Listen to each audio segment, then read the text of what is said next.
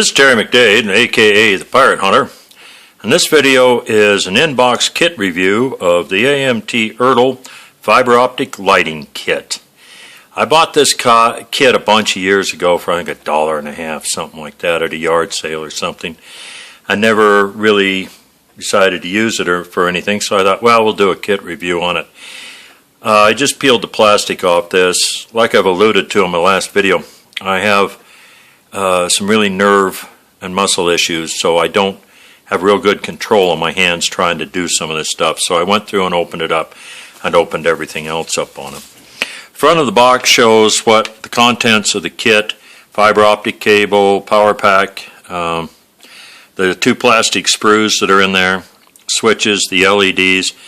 Gives you a little bit about the kit: over 1,200 inches of fiber optic filament, 6-volt DC power source, requires 4 batteries, micro drill with drill bit, requires 2 AA batteries, power source jack and wiring, light sources, chrome reflective strips. This side of the box shows them doing things with a fiber optic. Just says customize any model kit, picture, other project. And kit number is 6605, and it's interesting that it shows a Star Destroyer on this side of it for something that is being lit up with it. This end of the box, just standard stuff. This side has the date that it was made, 1996, the Ertle Company, Inc., out of Iowa. It's got different things on it, in 9 different languages. On about the kit, it says it's got a customer satisfaction number on it. As I said, I don't know if this kit is still being made. I really don't. But I've seen them on eBay. They used to go for about $5 on eBay, and now their last ones I looked at were like $25. Back of the kit box just says, please retain this address for reference. A bunch of different languages on it. Don't let kids handle it, things like that. This says under 6 years of age on it. So let's open it up, see what we got inside here.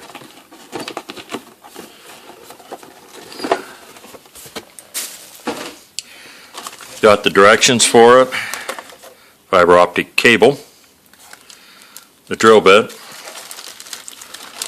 the sprues, power cord, the power jack and the switch and a couple little screws, the drill on it. Underneath we have the power supply. Power supply. Inside here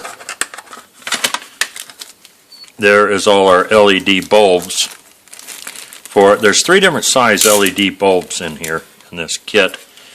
This is your power pack, holds your batteries, little C-cell batteries.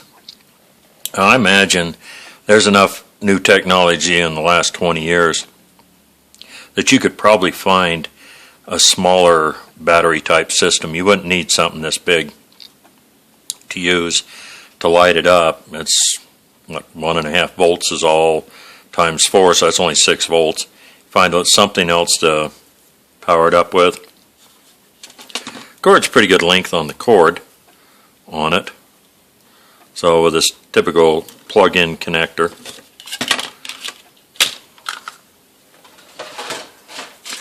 These LEDs are 3 different sizes in here on it. So you've got different ones. You can put the different amount of light depending on whether you want to, how much light you want to put out in it, in different areas on it.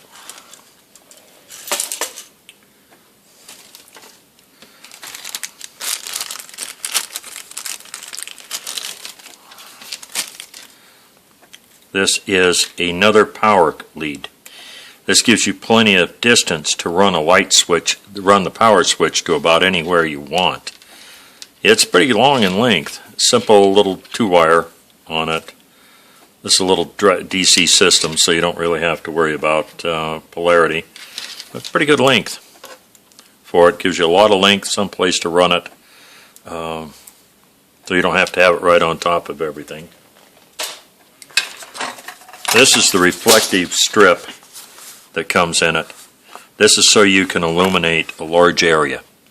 You can put this in behind something, like you want to illuminate some windows or something on a ship or Star Destroyer, Star Trek, anything like that. You could just put this back in there, turn the light on in there, and it'll reflect a lot of light up through it, or help reflect the light up through it. This is the drill. Not a bad little drill, really. Little 2 AA batteries in it. Down inside this is where the drive is on it. This uses, come on,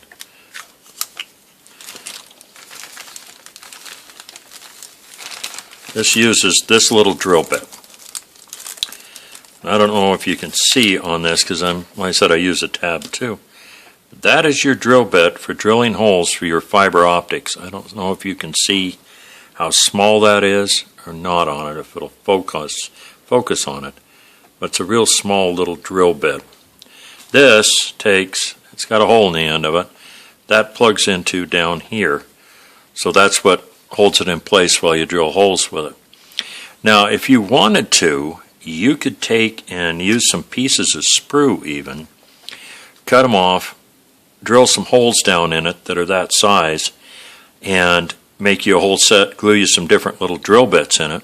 You make you a whole set of drill bits to use for drilling different sized holes in the models that you're building to put parts in. Some of them you have to drill holes out. Don't drill holes out for this model, whatever. And you could use just colored paint, colors of paint or markers to mark what size bit you have in that, so you don't have to sit there and try to guess on it. Yellow for one color, green, blue, white, red, black, things like that. So it might turn out, I don't know how long a longevity you would have out of this drill, but it's something also for when I used to do the old cheap seat series on this that I can't find some of them anymore. So it's a thought. This is the fiber optic cable. Now it says, kind of interesting, it says there's over 1,200 inches of fiber optic cable in this kit. So when I opened it up, I was expecting to find a fairly large bundle of fiber optic. But what I have determined this is this is about over a foot long, something like that. What they're doing is they're counting each one of them individual little strands in there as an individual strand to get your distance on how much distance you have in this. And as you can look at this, you can see that it has been cut with a real nice bologna slice on it. This end has been kind of crushed when it's been cut. Now I worked with fiber optic systems last couple of jobs I had, and we used them for positioning sensors, things like that, length sensors for fasteners, things, so we knew what was in there and if it was good or was no good or anything else. Now, at possibly one of the electronic stores or somebody that does RC stuff or something like that, I don't know, you might be able to find a fiber optic cutter. They're just a little clip, about that long, just a little guillotine type setup that's got different size holes in it so you can cut them square. Because if you start cutting them this way, they don't work good, they don't fit good, you crush them. That other setup, it cuts them right square, so they work a lot better on it. 2 sprues.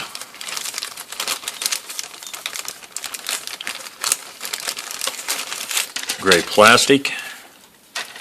It's got this one here. It's got the name of Ertle on it. A bunch of different like clamps. A whole bunch of little pointy thingies on it for something. We'll find out in a minute. These looks like hold down clamps for something, for probably these. The other sprue has a whole bunch of other like caps on it, or feed throughs on it actually. These, if you look at them, you can see where either the wires are going to come out of, looks like for a fiber optic, not fiber optic, but for the LEDs to go down inside here where you can put an LED in there and it's protected and the wires will come out and you can connect to it. Then this apparently is a cap that goes in place and locks the light in place. We'll have to see how they get the light out of it. Different caps, some different connectors. This is the switch and a couple little screws that are in here. I'll just leave the screws in there. This is where your power jack plugs into. Just a typical plug, just goes in there. You have 3-wire connectors off this, a 3-wire connector, and this is your on-off switch. It's either on or off, no momentary, no neutral on it. It's got a 3-pin connector on it also. Solder the wires to that. The 2 little screws go into this to screw it into place on somewhere. We'll figure that out when I look at the directions. Directions, fiber optic accessory kit. This fiber optic kit contains everything you need to add fiber optic lighting to any project you can imagine. You can customize model kits, action figures, or other model replicas. Add light to artwork, photographs, even a floral centerpiece. Choices are only limited to your imagination. Use these instructions as a guide to the recommended application of fiber optics, but feel free to come up with as many possibilities as you can. So step 1 before you begin, standard stuff on this. And about removing it, test fits. And it says we recommend the use of polystyrene cement when joining plastic parts together. We recommend using very small amounts of instant bond cyrocrylate cement when attaching fiber optic strands. Excessive amounts of that stuff may damage fiber optic strands. Do not use polystyrene on fiber optics. Polystyrene cement will certainly damage fiber optic stands. Use all types of cement sparingly or a sloppy job will result. Okay, and here on this is a drill bit order form. And it says, should your drill bit happen to break during your drill process, a replacement is available for a nominal charge. Due to the complexity of handling other components of this kit separately, the drill bit is the only part for which we can accept orders. Detach this form or photocopy and fill in the appropriate information. It's drill bit 2-pack, $5 US. Ordered out of Cedar Rapids, Iowa. Like I said, I don't know if they're still in business with this kit. It shows 1997 on this. The box shows 1996. Open it up, see what we got here.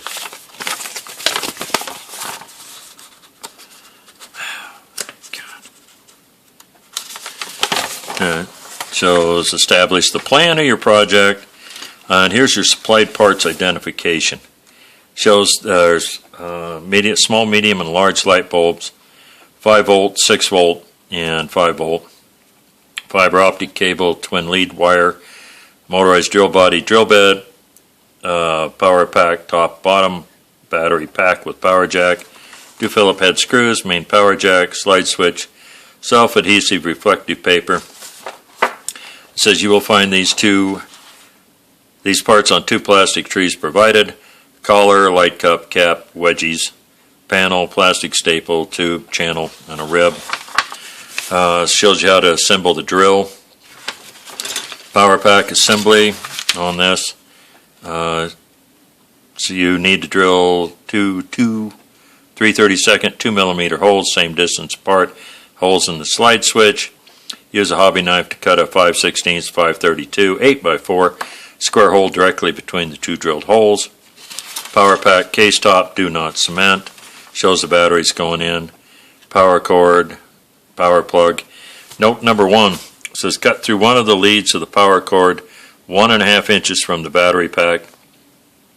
Strip off 1/4 inch of the insulation cut from the cut ends. Twist bare wire showing. Battery pack placed on post, secure with cement. Shows putting this in, putting it together. Shows soldering the wires on it. Main power jack assembly. Main power jack assembly, twin lead wire.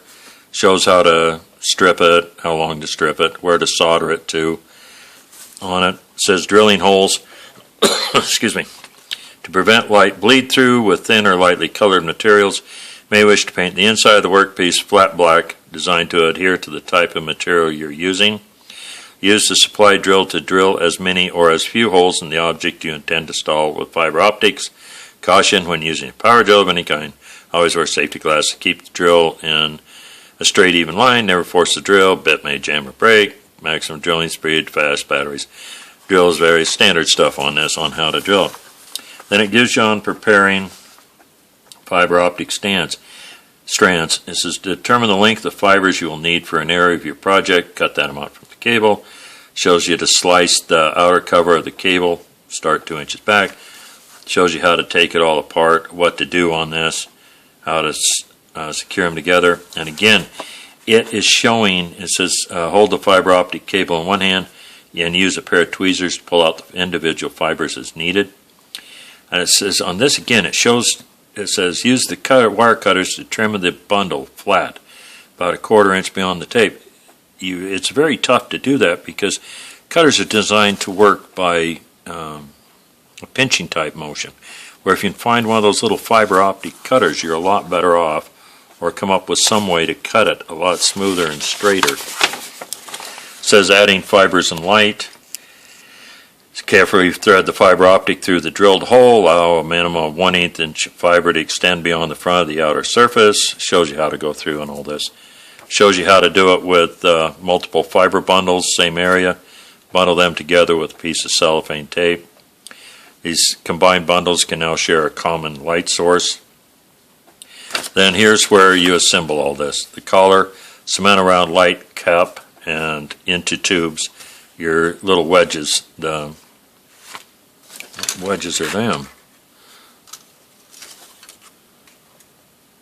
I guess you have to take these wedges here and glue them onto these stands here. So that gives you your wedgies to hold everything on it. And it shows collar, that's where that comes from. Light cup, ribs, cement the workpiece to support back of light cup when cap is to be snapped in. Small light bulb, cap snap into light bulb. And it shows gluing it together. It says drill hole to any size on the end of the cap. So that's how you're doing it for your bundles. And it says, shows light sources may be created in any forms. It gives you different suggestions on how doing fiber optics on this. And showing enlarge a tube to accommodate a small bulb. Drill holes, attach fibers around the diameter. Construct a rack of bulbs. Use some of the supplied self-adhesive reflective paper to spread light throughout the interior panels. Allow any bulb to illuminate a clear part or just let it shine out of your workpiece. The options are almost limitless. That says, after cement is set and any exterior painting has dried, use a wired cutter or sharp hobby knife to remove the protruding ends of the fiber optics. And this is where I think, again, you'd have to experiment a little bit to find what would give you the best and smoothest cut on this, because that will affect how the light looks coming out of there on it. It says, okay, this is wiring and power. As you plan your project, make a wiring diagram, separate sheet of paper. Shows how to run your power up through like on a stand. It says you can tap into the main power lead at any point along the way. Each light source should have one positive and one negative lead. Create a closed circuit. Make sure you maintain a closed circuit and all that. Do not connect a negative to a positive anytime when you're wiring a short circuit, which could damage light bulbs and batteries. Install the batteries on this, and it shows you how to go through, do your wiring. And it has here a fairly good wiring diagram on laying some of this stuff out on it. Pretty simple. Once you realize that wiring is fairly simple on anything like this, it's pretty easy to come up with these circuits. And it's just on these, I don't know if these are, LEDs last for a long, long time, but they can still burn out. So if you lose one, I don't know if this is a series. It looks like it's a series system. So if you lose one, you could lose everything else along there. Plastic staples. Cement plastic staples workpiece throughout your project. Helps you route your wires on it.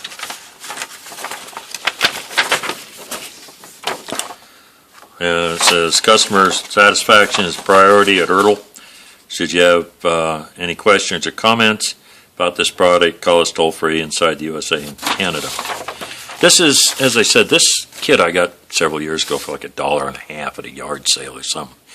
And right now they're going for about $25 when I looked at on eBay. So this is not a bad little kit. It's not something you're going to want to use to wire a set of headlights on a model car or a tank, anything like that. There's other ways to do it. You can get the stuff from electronics store and do that fairly easily if you really feel you want to. Now the second part of this is the exercise in Lunacy video. When we got last year, when we started on this M113 build before life caught up to me, I decided to build some M113s, two of them as a matter of fact, one from Ironside, which I did a kit review on, and another M163 from Italieri.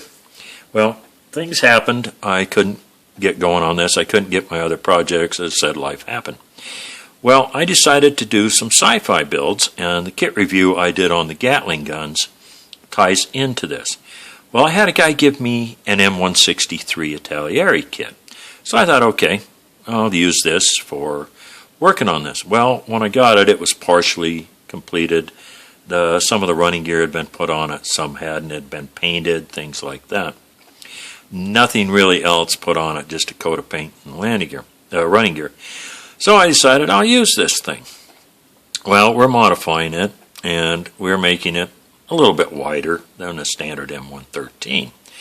So, and I noticed it was a little tweaked when I got it, and I thought, no big thing. Well, when I cut that tub in half, I found out that it went from a little bit tweaked to really tweakied, to put it mildly.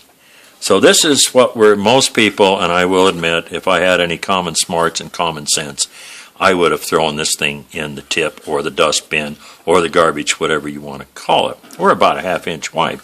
But when I cut this, it went from having a little bit of a tweak to it to the whole thing just twisted, totally out of position. So trying to get it back together, trying to get things lined up, trying to get the fillers in it has been quite an interesting project. Will we continue with it? Yeah, we're going to finish this. I'm just hard-headed enough that I won't give up on something. So this is how the body is kind of turning out on it. As you can see, there's a lot of different places where we're learning as we go on taking the tweak out. This is the roof on it, and it will have a twin M163 20mm Gatling gun set up on it. So that'll go on that. We have to also modify this to fit into the back of this, which is obviously quite a bit wider, so we have filler to go in. So it's not a true scratch build, it is kind of more of a kit bash. So my whole issue's been, like I said, trying, as you might have noticed, I don't have a lot of good usage of my hand right now, but we're getting better. So I said, and the roof tweaked like you wouldn't believe when I cut it apart. No, I've had a wonderful time. Made me even say some bad words like golly gee whiz, cuss, darn, shucks, shoot, and things like that. So this is what on the kit review. This is the exercise in Lunacy review. We'll continue on with it some more. As always, this is the Pirate Hunter, and to quote the great Jerry Springer, take care of yourself and each other till the next time.